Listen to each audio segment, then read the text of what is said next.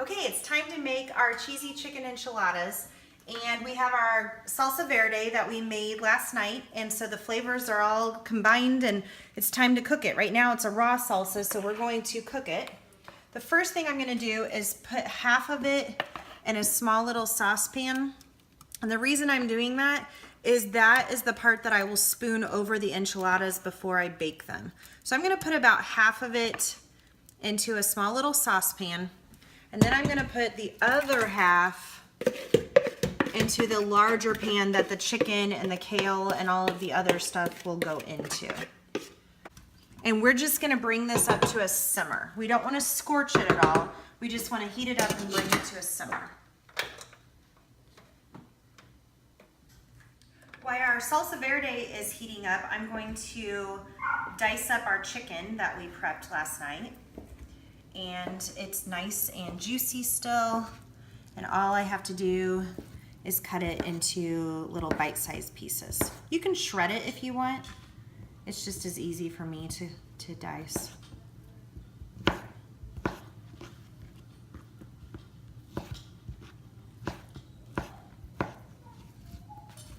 And for this recipe, I'm going to dice up 6 chicken breasts. First thing you want to do, of course, with any kind of produce is wash it first. And then, so this is kale, and I added into the salsa verde chicken mixture, which is going to be the filling for our enchiladas. First thing you want to do, though, is strip the leaves. The stems on the kale are very woody and very hard to digest, and they just don't taste very good. So you want to pull like that and strip that stem right off so you're left with just a pile of the leaves. So you hold on to the thick part and just pull up, and it strips them right off. For this recipe, I'm doing a double batch, so I'm gonna strip off 2 bunches, but if you're just making 1 pan of enchiladas, you would just strip 1. Okay, the next thing I'm gonna do is pile my leaves together, and I'm gonna give them just a rough chop.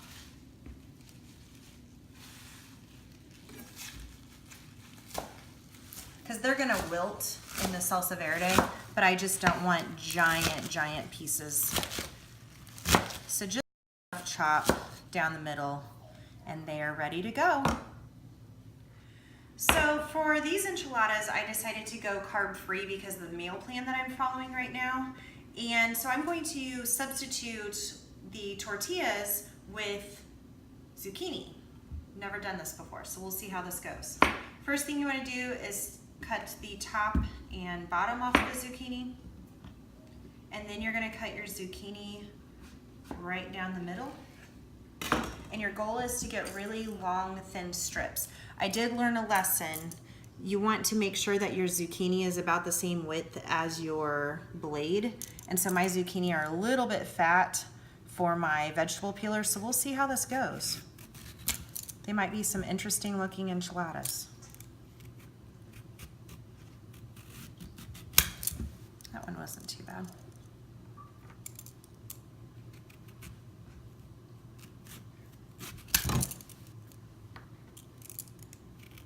Our salsa verde is up to a simmer, so I'm going to turn it down just a little bit and let that continue to cook. That's what it should look like when it's done. And our big pot is up to a simmer as well. And you can see it's going from like a bright green to more of a muted green color. And so now I'm going to go ahead and add my chicken.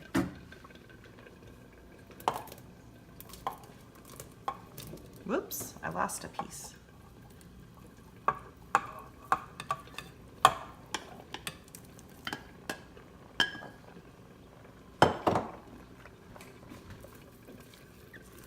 Okay, so now I'm going to go ahead and bring this back up to a simmer, and then we will add in our kale.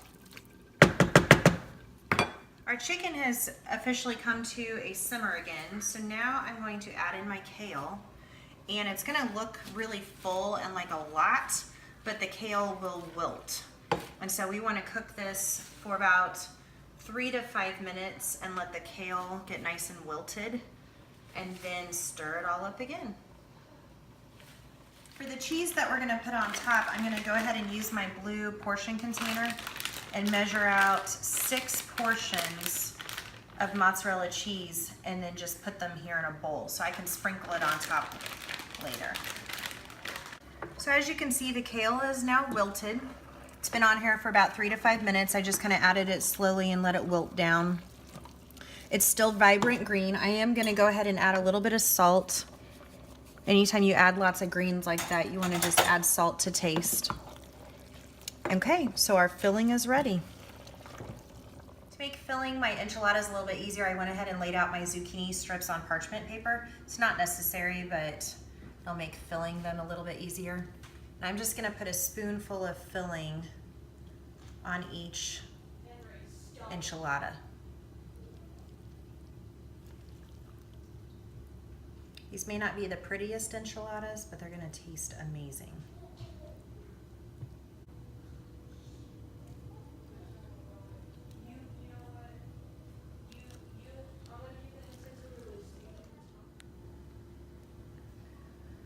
So I have my 9x13 pan that I have sprayed with a little bit of coconut oil so that they don't stick. And I'm going to very carefully, because the filling is still pretty hot, I'm going to very carefully roll the enchilada. These might be fat enchiladas. Fat enchiladas that make us skinny. And put it in my pan. Sneak that filling back in there.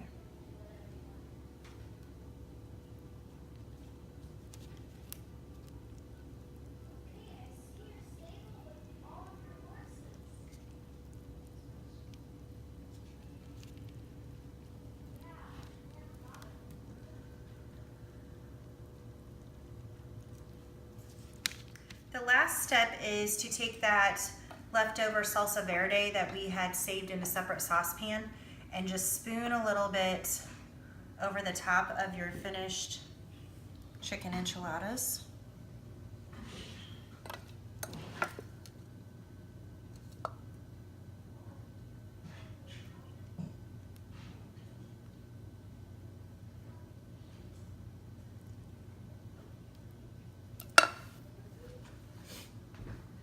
Last step is to add your cheese on top, the best part. And this is 6 containers of blue cheese. Not blue cheese, but blue containers of cheese. And then we will stick this in the oven at 350 for about 20 to 25 minutes.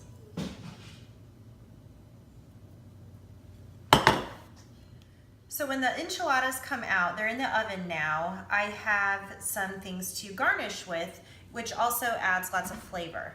If you remember when I did my prep for the salsa and the salsa verde, I had some cilantro that I was using, but we only used 2/3 of each bunch. So the extra third of each bunch, I'm going to put together, chop off my stems, take out any bad places. I'm gonna go ahead and twist them and bundle them and give it a rough chop, and then I can garnish my enchiladas with some fresh cilantro. I also have my salsa that I can garnish with, and then if you are a sour cream lover, you can take some Greek yogurt and put some fresh lime juice in your Greek yogurt and stir that up and season it with, and garnish it with some sour cream too. But these are just some ideas. Feel free to add to or take away whatever you would like. So my enchiladas just came out of the oven. I've let them sit for a couple of minutes, and I did finish them under the broiler just to finish off the top of the cheese. And so 1 serving is 1/6 of the pan, or 2 enchiladas. So I'm gonna go ahead and attempt, the first piece is always the hardest. Ooh, it looks so good. I'm gonna call that a win. And then I'm gonna come over here and I'm gonna top it with my fresh cilantro and my salsa.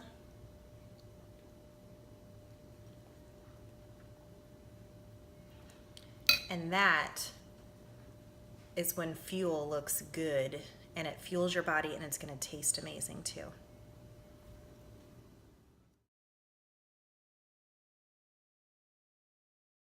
I've been waiting for these all day. I can't wait to try them.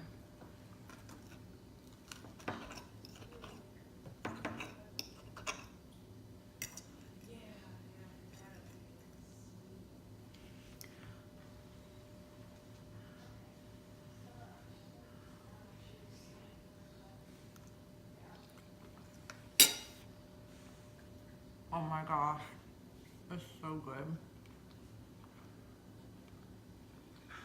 What are you doing, Lo? I like the soup. You like the juice from the salsa verde? She's eating it like soup. It's so good. Wait,